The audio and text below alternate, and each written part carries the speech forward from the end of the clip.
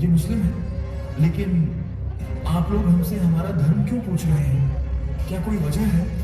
कुछ समझ नहीं आ रहा। अब बहुत हुआ, सब बकवास बंद करो। जो भी मुसलमान है वहीं खड़े रहो और कुरान की आयत पढ़नी शुरू करो। और जो हिंदू हैं, हाँ तुम सब एक तरफ हो जाओ जल्दी। हमें कोई अमन चैन नहीं चाहिए यहाँ। साफ साफ सुन लो, मर्द आगे आए, औरतें पीछे हटे। कोई चिल्लाया या दौड़ने की कोशिश की तो उसी वक्त उड़ जाएगा।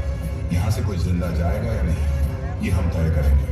अब बोलो, कौन मुसलमान और कौन काफिर? अब वो देखो जो कभी देखा नहीं है।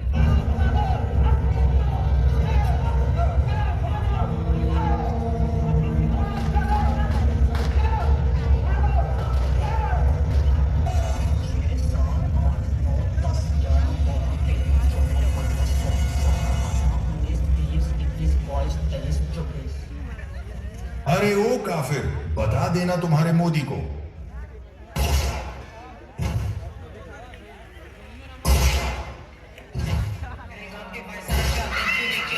पर हमला, इस हमले में 27 की मौत जबकि दर्जनों घायल होने की सूचना।